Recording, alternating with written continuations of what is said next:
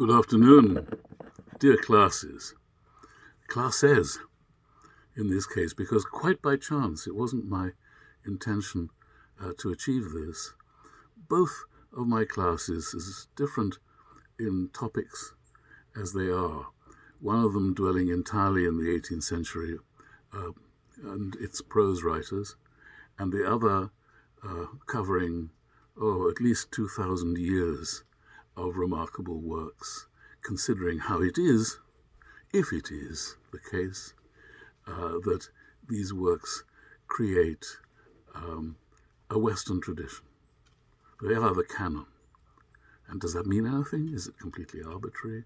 Are there connecting elements? That's our question mark in the core class that I am also teaching. And it happens that both of you, all of you, both of my classes have rocked up on the doorstep of the great Denis, DIDEROT, Denis, if you prefer, a great figure from the 18th century and a great figure in world literature. And for me, a model, a talisman almost, indicating the possibility of a human creative trajectory, which does not have to choose between science and art, between hypotheses and fiction.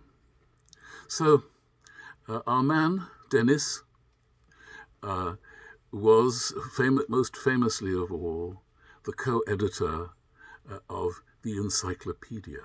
In the end, he was its sole editor when d'Alembert, his fellow editor, removed himself after the first 8 or 9 years.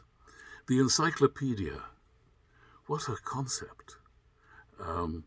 It stands for much more than itself. And this is one of the reasons that the Diderot is so important, is the magnitude of the achievement, of the project, of the concept, especially when compared with his other extraordinary achievements, which were not known to the world until after Diderot's death. So it's an extraordinary posthumous perspective that we bring to bear on this truly great man. He contributed himself more than 7,000 articles to the Encyclopedia. So it would be fair to say that Diderot's knowledge was encyclopedic. He knew a great deal about everything, and anything he didn't feel he knew enough about, he recruited the great minds of the age to create what, in effect, is a successor to the Bible. I think it's important to understand it in that light, in that it stands central to human knowledge in the way that the Bible did for millennia, or at least for a millennia and a millennium and more. A place you would go to seek out knowledge, truth, and how life should be lived.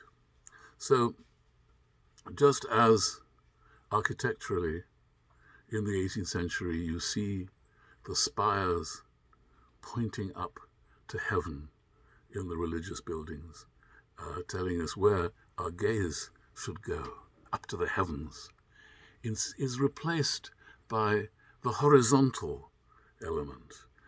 These wonderful churches that look like libraries, and were, indeed, in a sense, with their tall clerestory windows and their very civic look, as opposed to the religious appearance of the Gothic tradition, which itself never goes away. The concept of a Gothic Revival and Neo-Gothic is really a mistake. We never lost sight of the finger pointing at heaven. The Romanesque curve of the arch does itself direct us back to earth, having taken a quick look, as an arc does, at the skies. But the Gothic remained the emblem, the expression of the sacred, of the supremacy of heaven. So when Diderot assembled his alternative facts in the encyclopedia, and assembled, as Dr. Johnson did, as other great minds at this period did, his mission wasn't consciously to dethrone the Bible, but he was hostile to many aspects of religion, and he said so plainly, and it's got him into terrible trouble. And the book itself was banned, not very effectively. I have to say that it wasn't totally suppressed, although that was the intention of the censors. And like most of the brilliant men of the age, Voltaire, I guess be another example. He was in and out of trouble with what was left of the censorious religious tradition, which was contemptuous of anything that smacked of atheism. So here was the encyclopedia, hailed in its time, and yet by no means recognized yet as the definitive work. And indeed, it is now in itself, the encyclopedia, something of a curio. It's a curiosity. You can go and study it, and it's wonderful, and great brains are at work in it. But I think it's not one of the books that either class are being asked to consult or to read.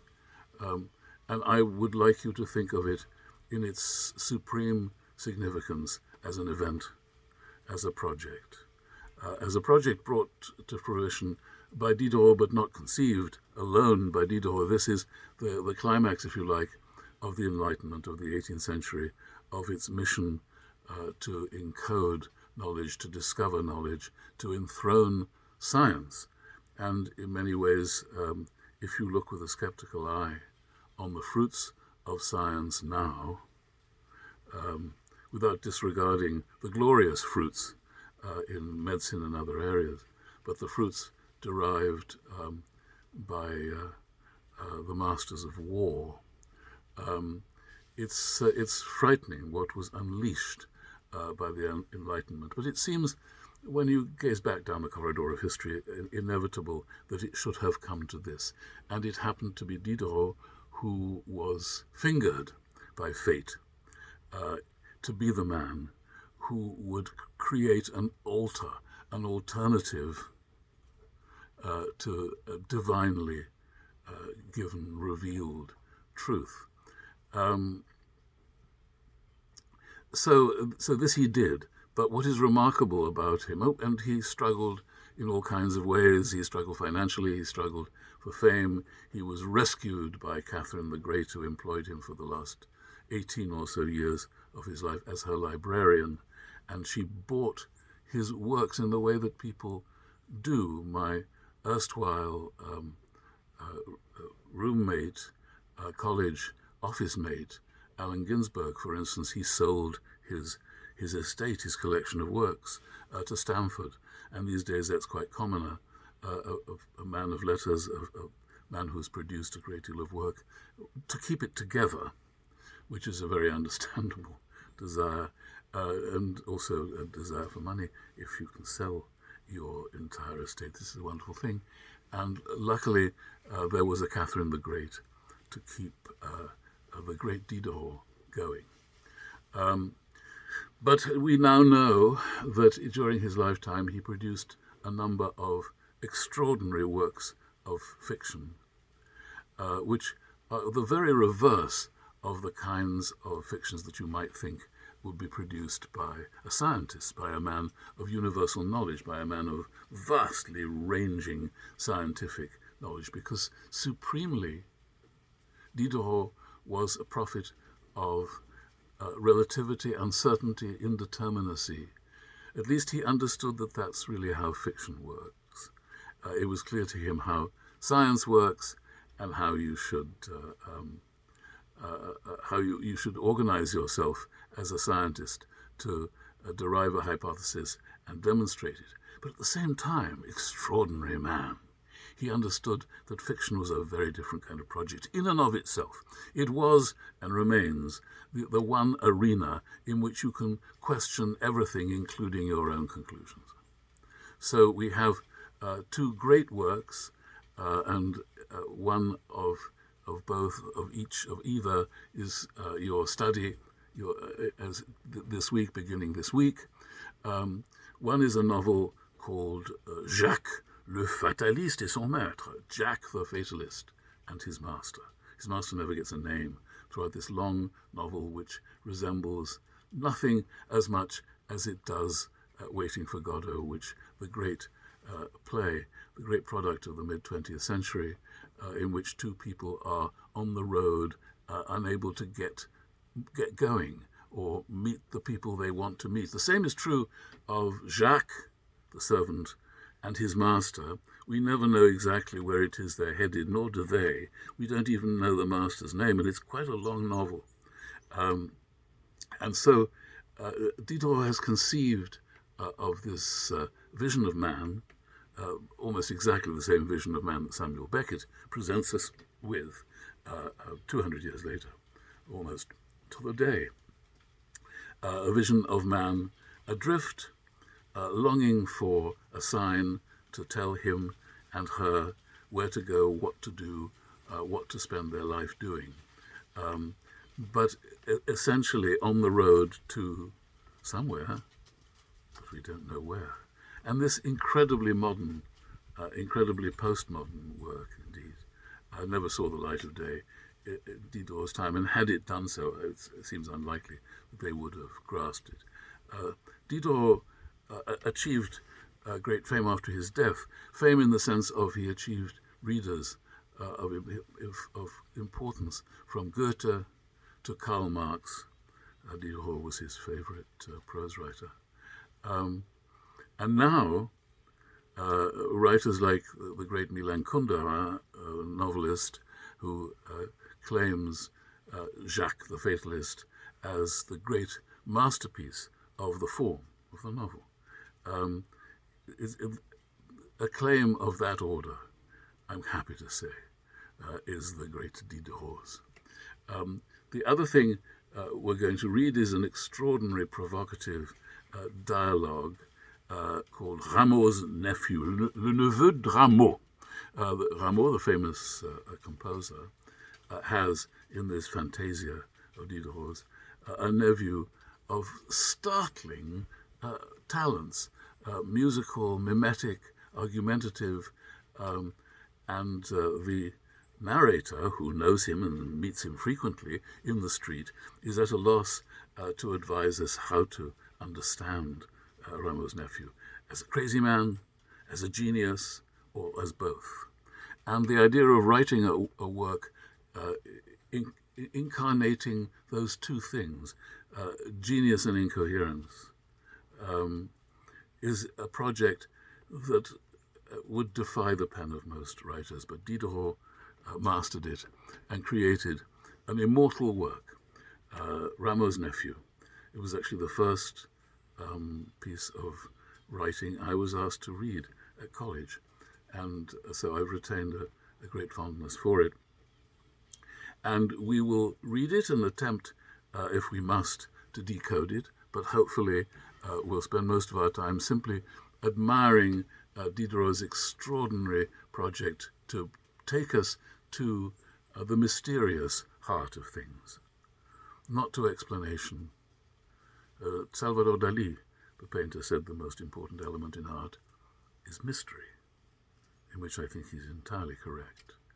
And Diderot, although his 7,000 articles for the encyclopedia declare him to be an apostle of clarity, at the same time, this remarkable human being, our Denis, was a prophet of strangeness, obscurity, mystery, contradiction.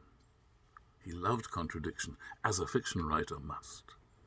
So both of you, both classes, get a chance to have a bite of Diderot.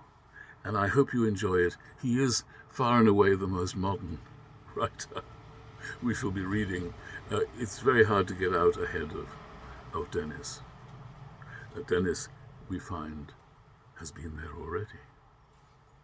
Enjoy, please, and enjoy this extraordinary Indian summer, as they used to call it. Perhaps they still do. The word now seems to be November mini heat wave. Well, that's a triumph for science, that terminology.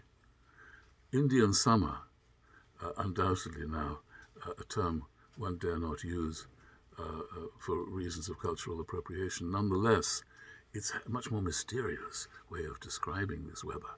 I shouldn't say so, should I? And yet it's true. And Denis would agree with me, I know. So enjoy this glorious warmth and enjoy the cold that follows.